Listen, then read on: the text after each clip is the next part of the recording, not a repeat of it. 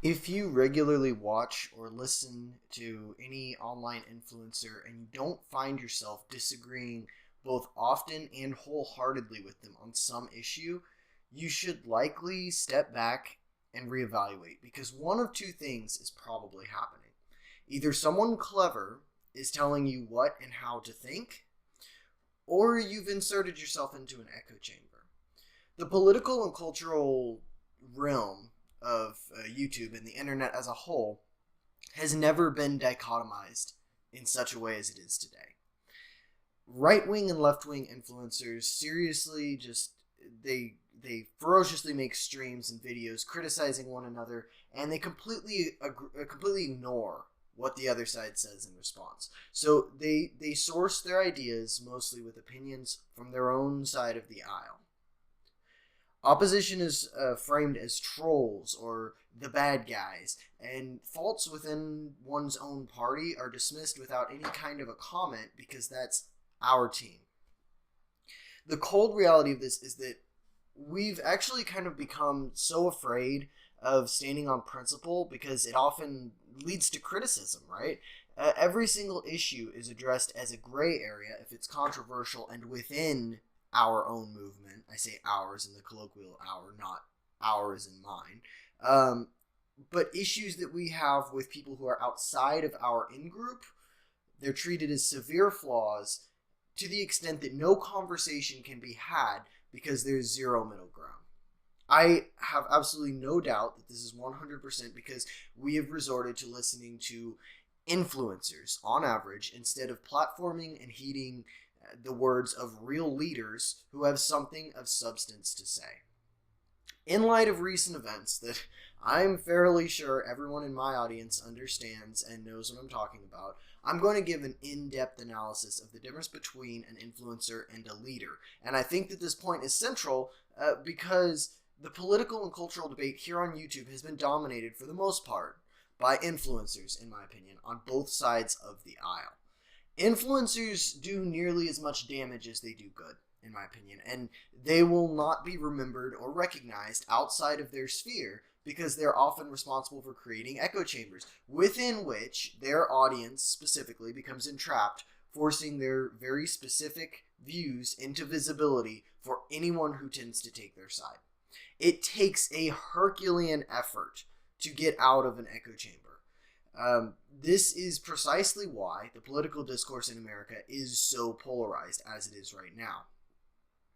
And this is also why I've latched onto this issue and I have not let it go. As I've said 100 times in the past 24 hours, I'm no longer focused on the Tim Pool thing, the Jack Murphy thing, or any of the drama for that matter, because I think that this is the larger issue shining through and I want to address it. And I have been through my last couple of videos. An influencer, so here's the breakdown. An influencer affects a person's behavior. So it can affect their character, it can affect their development. But influencers are often principles neutral because what they're doing is selling ideas that they think that they find these ideas palatable and they think that they'll fit what the community and followers need in order to drive the conversation in a direction that the influencer finds useful to suit their needs. Influencers do not empower their followers or inspire profound personal change or personal choice for that matter. Reasoning, critical thinking, none of that. They influence people by telling them what and how to think, but they cannot affect fundamental change within the person because they're not addressing an individual. They're more addressing a group of people, if that makes sense. Influencers tend to exert a sort of more short-term influence, I think, over audience, a short-term power over the audience. Inevitably, they're going to say or not say, and I'm adding that for a reason I'm sure you guys understand, or do or not do something that a person will find distasteful because influencers do not stand primarily on principle. They're doing what they must do to grow their audience because they believe in their cause, right? They're not necessarily trying to maintain the integrity of the audience or of the discourse because for every single free-thinking person who consciously decides to move on from an influencer or to challenge what they're saying through thorough analysis of the influencer's behavior, there's 10 people with a robotic desire to be told what to think that spring into their place. Thus, the audience will continue to grow, and it will also trend toward a cult of personality as people who think for themselves begin to jump ship. Influencers they're really not much more than just marketers, right? Influencers are marketers who are selling ideas. They often are at risk of ignoring outcomes, right? They don't really care as long as their brand is growing, for the most part. The primary goal of most influencers is gaining power, money, or political connections. They seek to bend people to their will, convince them to buy into the cult or drink the Kool-Aid, and dissenters are met with derision, right? And they're cast aside to be replaced by more malleable and moldable people who can be fit to the influencer's needs. Here on the internet, we call those people sycophants or stans. No matter what the influencer does, a stan is always going to justify it in his or her mind, because in their world, the influencer represents their own thoughts and ideas, those of the individual, of the stan, right? The influencer represents the stan's ideas and thoughts because they've bought into the fact that this is what they think. So a challenge to the influencer is seen as a challenge to the individual stan. Influencers and stans alike refer to members of their audience that disagree with the zeitgeist of their respective sphere as trolls, and they dismiss their opinions out of hand. They don't feed the trolls. Don't talk to the trolls. Well, there are real trolls that you should dismiss out of hand. But people that disagree with you, that's not necessarily a troll. Now, some people do disagree just to disagree.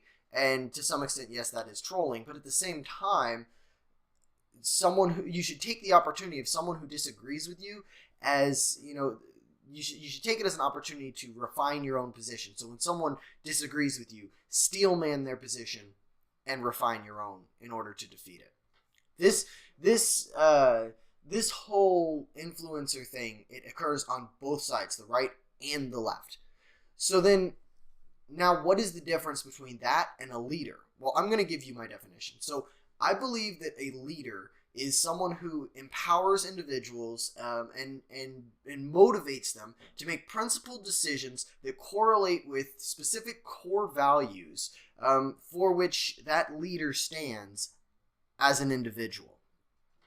They generally explain their thought process to their followers, which creates a sort of relationship of belief and trust between the leader and the followers, because the followers understand that the leader has thoroughly thought out their position.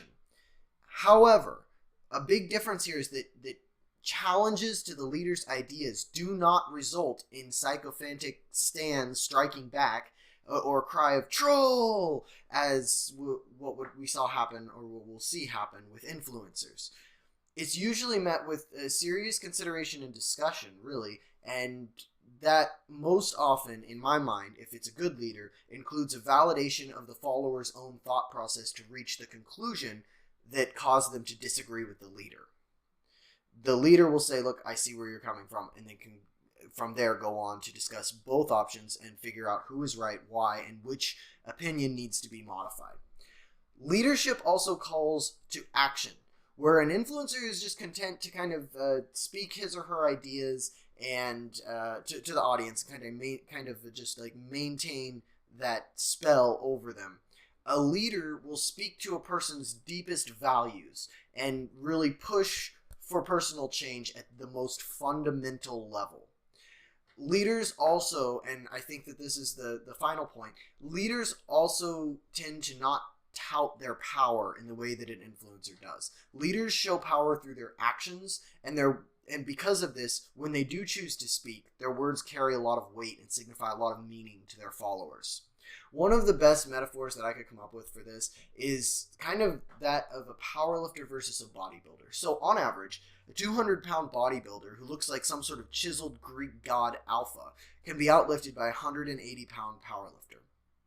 I'm not going to get into why, but that's generally the case. You often see, bodybuilders in like their halter tops where they look like this, and they walk around posing in front of the mirrors between every set at the gym.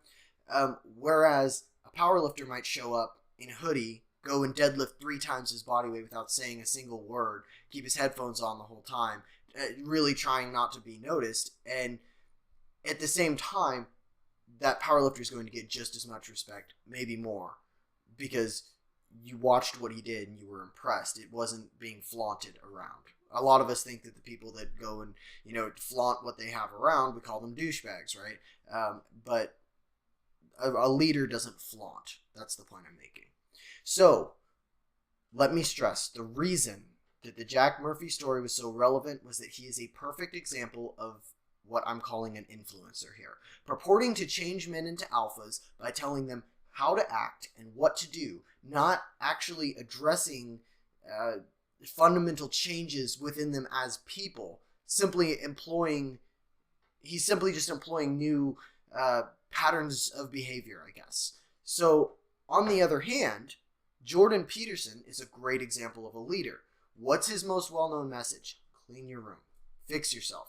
So, he offers advice on how to be a person who's happy with themselves, and which to him is the correct way to build relationships and become a more complete person. It starts from within.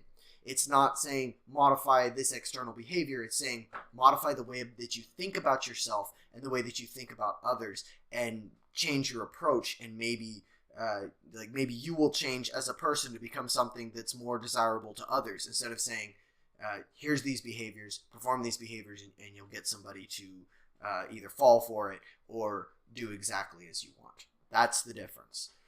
Beware of anyone who tries to modify your external behaviors only.